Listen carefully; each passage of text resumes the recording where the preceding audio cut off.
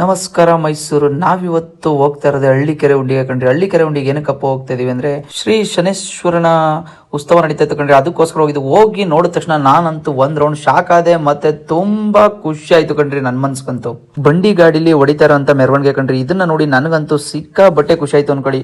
ಅದ್ರ ಜೊತೆ ಹಿಂದೆ ಜನರೇಟರ್ ಇಡಕ್ಕೆ ಅಂತಾನೆ ಒಂದು ಗಾಡಿ ರೆಡಿ ಮಾಡಿದ್ರು ಕಣ್ರಿ. ಆ ಓರ್ಗಳನ್ನ ರೆಡಿ ಮಾಡಿರೋದು ನೀವು ನೋಡಿದ್ರೆ ಸಿಕ್ಕಾಬಟ್ಟೆ ಖುಷಿ ಪಡ್ತೀರಾ ಅನ್ಕೊಳ್ಳಿ. ಅದಾದ್ಮೇಲೆ ಅದನ್ನ ಮುಗಿಸ್ಕೊಂಡು ನಾನು ದೇವಸ್ಥಾನದಲ್ಲಿ ದೇವ್ರು ನೋಡೋದಂತ ಹೋದೆ ಕಣ್ರಿ. ಶನೇಶ್ವರನ ರೆಡಿ ಮಾಡಿರೋದನ್ನ ನೋಡೋದಕ್ಕಂತೂ ಎರಡು ಕಣ್ಣು ಸಾಲಲ್ಲ.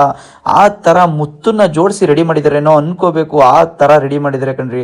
ಅನ್ಕೊಳ್ಳೋದೇನೋ ನೀವು ಹತ್ತಿರದಿಂದ ನೋಡ್ತಾ ಇದ್ರಲ್ಲ ನೋಡಿ, ಮುತ್ತನ್ನೇ ಜೋಡಿಸ್ಬಿಟ್ಟಿದಾರೇನೋ ಅಂತ ಅನ್ಸುತ್ತೆ ಕಣ್ರಿ. ಅದಾದ್ಮೇಲೆ ಪಕ್ಕದಲ್ಲೇ ಇರುವಂತ ಗಣಪತಿ ದೇವಸ್ಥಾನ ನೋಡ್ಕೊಂಡು ಆಚೆಗೆ ಬಂದೆ. ವಿಘ್ನ ವಿನಾಯಕನ ನೋಡ್ಕೊಂಡು ಆಚೆ ಬರ್ತಿದ್ದಂಗೆ ಆಲ್ರೆಡಿ ರೆಡಿ ಆಗ್ಬಿಟ್ಟಿದ್ರು ಕಣ್ರಿ. ನಗಾರಿ ಬಾರ್ಸಕ್ಕೆ ಹುಡುಗರು, ಡ್ಯಾನ್ಸ್ ಮಾಡಕ್ಕೆ ಹುಡುಗರು. ನಗಾರಿ ಬಾರಿಸ್ತಾರ ಹುಡುಗನೇ ಕುಣಿತಾ ಇದ್ದ ಕಣ್ರಿ ಸೌಂಡ್ಗೆ. ಅದಾದ್ಮೇಲೆ ಊರೊಳಗಡೆ ಮೆರವಣಿಗೆಗೆ ಬಂದ್ರೆ ಫುಲ್ ಜೋರು ಅನ್ಕೊಳ್ಳಿ. ಇಲ್ಲಿ ನೋಡ್ರಿ, ದೇವ್ರನ್ನ ಹೊತ್ತು ಕುಣಿಯೋರಂತೂ ವಿಶೇಷವಾಗೆಲ್ಲ ಕುಣಿತಾ ಇದ್ರು. ಅದ್ರ ಜೊತೆಲಿ ಮೆರವಣಿಗೆಗೆ ರೆಡಿ ಆಗಿರೋ ನಮ್ಮ ಬಸವಣ್ಣ ದೇವರಂತೂ ಕಂಗೊಳಿಸ್ತಾ ಇದಾರೆ, ಮಿಂಚುತ್ತಾ ಇದಾರೆ ಅಂತಾನೆ ಹೇಳ್ಬೋದು. ಇಲ್ಲಿ ನೋಡ್ರಿ, ಜೊತೆಗೆ ಡೋಲು ಇತ್ತು ಕಣ್ರಿ. ಈ ಡೋಲ್ ಏನಕ್ಕಪ್ಪ ಅಂದ್ರೆ ಅರೆಗೋರ್ಗೆ. ಅವ್ರಂತೂ ಯಾವ ರೇಂಜ್ ಹೊಡಿತಾ ಇದ್ರು ಅಂದ್ರೆ ಸಿಕ್ಕಾಬಟ್ಟೆ ಸಖತ್ತಾಗಿ ಹೊಡಿತಾ ಇದ್ರು ಅನ್ಕೊಳ್ಳಿ. ನೀವು ನೋಡ್ತಾ ಇದ್ರಲ್ಲ, ಮೆರವಣಿಗೆಗೆ ರೆಡಿ ಮಾಡಿರೋ ಉತ್ಸವ ವಾಹನ ಅಂತೂ ಎಷ್ಟು ಅದ್ದೂರಿಯಾಗಿ ಕಾಣ್ತಾ ಇದೆ ಅಂದ್ರೆ ಸಿಕ್ಕಾಬಟ್ಟೆ ಅದ್ದೂರಿಯಾಗಿ ಕಾಣ್ತಾ ಇದೆ. ಅದ್ರ ಜೊತೆಲಿ ನೋಡ್ರಿ, ಹಳ್ಳಿಗಳಲ್ಲಿ ದುಡ್ಡಿಗೆ ಯೋಚನೆ ಮಾಡಲ್ಲ, ಖುಷಿನ್ ಮಾತ್ರ ಖುಷಿಯಾಗಿರೋದಕ್ಕೆ ಯೋಚನೆ ಮಾಡ್ತಾರೆ ಅನ್ಬೋದು. ಇಲ್ಲಿ ನೋಡ್ರಿ, ಹುಡುಗರೆಲ್ಲ ಖುಷಿಯಾಗಿರ್ಲಿ ಅಂತ ಯಾವ್ಯಾವ ತರ ಡ್ಯಾನ್ಸ್ ಮಾಡೋರ್ನೆಲ್ಲ ಕರ್ಸೋರೆ ಅಂದ್ರೆ ನನ್ಗಂತೂ ಒಂದ್ ಹಳ್ಳಿಲಿ ಈ ತರ ಎಲ್ಲ ಮಾಡ್ಬೋದು ಅಂತ ಗೊತ್ತಿರಲ್ಲ. ಅದ್ರಲ್ಲೂ ಈ ಅಂಕಲ್ ಅಂತೂ ನನ್ಗಂತೂ ಹೆವಿ ನಗ ಬಂದಿದ್ದೆ ಇವ್ರನ್ನ ನೋಡಿ ಕಣ್ರಿ. ಊರಲ್ಲೊಬ್ರು ಈ ತರ ಎಂಟರ್ಟೈನ್ ಮಾಡೋರು ಇರ್ಲೇಬೇಕು ಕಣ್ರಿ. ಅವ್ರು ಕುಣಿಯೋದಕ್ಕಿಂತ ಇವ್ರು ಕುಣಿಯೋದೇ ಸಿಕ್ಕಾಬಟ್ಟೆ ಜೋರಾಗಿತ್ತು ಕಣ್ರಿ.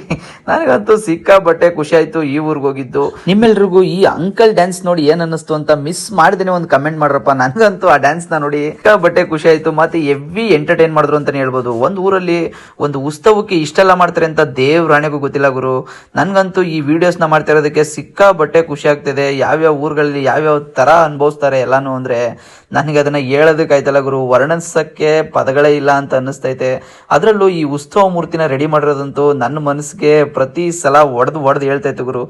ಏನ್ ಗುರು, ಒಂದು ಗಾಡಿಲಿ ಈ ತರ ರೆಡಿ ಮಾಡ್ಬೋದು ಅಂತ ಯಾರು ಅನ್ಕೊಂಡಿರಕ್ ಸಾಧ್ಯನೇ ಇಲ್ಲ ಅನ್ಸುತ್ತೆ. ಆ ರೇಂಜ್ ರೆಡಿ ಮಾಡಿದ್ರು ಇದನ್ನಂತೂ. ಈ ಉತ್ಸವ ಮೂರ್ತಿಗೆ ಹಾಕಿರೋ ಲೈಟಿಂಗ್ಸ್ ನೆಲ್ಲ ಹ್ಯಾಂಡಲ್ ಮಾಡಕ್ಕೆ ಅಂತಾನೆ ಒಂದು ಗಾಡಿ ರೆಡಿ ಮಾಡಿದ್ರು ಕಣ್ರಿ, ಜನರೇಟರ್ ಗಾಡಿನ. ಆ ಗಾಡಿನೂ ಎತ್ತಿನ ಗಾಡಿನೇ ಕಣ್ರಿ.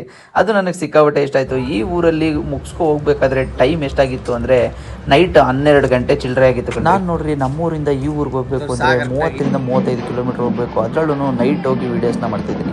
ಇಷ್ಟೆಲ್ಲ ಮಾಡ್ತಾ ಇರೋದಕ್ಕೆ ನಾನು ನಿಮ್ಮ ಹತ್ರ ಕೇಳೋದು, ನನ್ನ ಅಕೌಂಟ್ನ ಒಂದು ಫಾಲೋ ಮಾಡಿ, ಮಿಸ್ ಮಾಡ್ದೇನೆ.